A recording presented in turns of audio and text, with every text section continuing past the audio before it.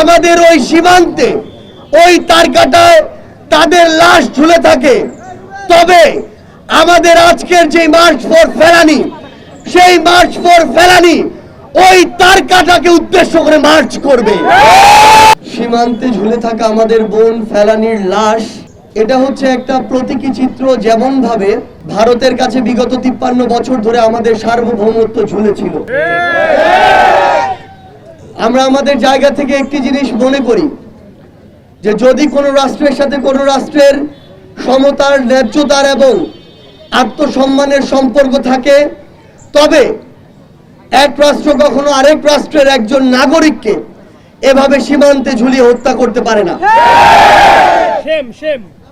আমাদের পার্শ্ববর্তী রাষ্ট্র বিগত 53 বছর ধরে একটি গোষ্ঠীকে ক্ষমতার চেয়ারে বসিয়ে যেভাবে এই বাংলাদেশ নামক রাষ্ট্রটির সার্বভৌমত্বকে কুক্ষিগত করে রেখেছিল, বাংলাদেশের ছাত্র জনতা ঐক্যবদ্ধভাবে 2024 সালে তার মোক্ষম জবাব দিয়েছে।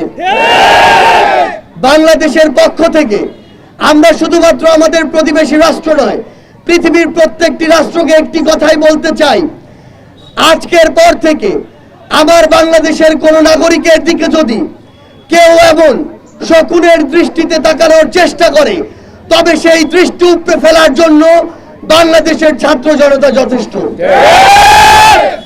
আমরা আজকে এই মার্চ ফর ফেলানির পক্ষ থেকে শুধু একটি কথাই বলতে চাই, আর যদি আমার কোনো ভাই কিংবা আমার কোনো বোন আমাদের ওই সীমান্তে ওই তারকাটায় তাদের লাশ ঝুলে থাকে, তবে আমাদের আজকের যে মার্চ ফর ফেলানি, সেই মার্চ ফর ফেলানি ওই তারকাটাকে উদ্দেশ্য করে মার্চ করবে।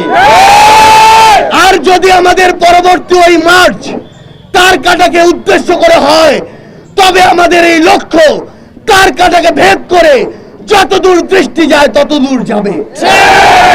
আমরা শুধু স্পষ্ট করে পৃথিবীর প্রত্যেকটি দেশকে একটি কথাই বলতে চাই, এই যে সীমান্ত হত্যা, তারকাটা দেওয়ার নামে যেই জোর করে যে বাধা দেওয়ার যে প্রয়াস, সেই প্রয়াস বাধা দেওয়ার জন্য, সেই প্রয়াস রুখে দেওয়ার জন্য নতুন করে যে অভ্যুত্থান হয়েছে, এই অভ্যুত্থানের স্ফুলিঙ্গ পুরো পৃথিবীতেই ছড়িয়ে পড়বে।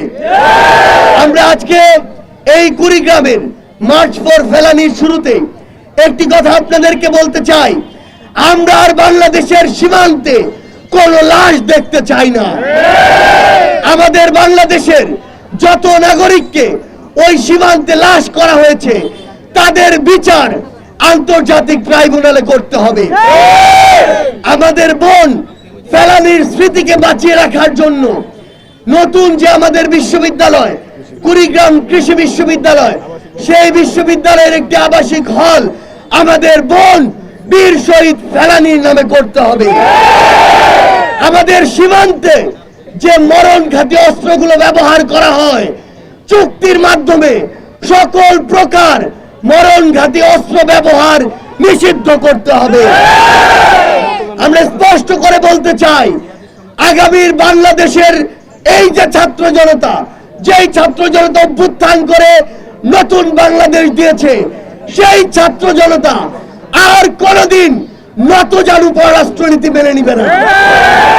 আমরা স্পষ্ট করে আগামীর তরুণ প্রজন্মের ছাত্র জনতার প্রতিনিধি হিসেবে বাংলাদেশের যারাই ক্ষমতাতে আসুক না কেন, তাদেরকে শুধু একটি কথাই বলতে চাই, ক্ষমতাকে আঁকড়ে ধরার জন্য আপনাদের মধ্যে কেউ যদি কোন দেশের কিংবা কোন গোষ্ঠীর দালাল হন, তবে আপনাদের পরিণতি ওই খুনি হাসিনার মতোই হবে।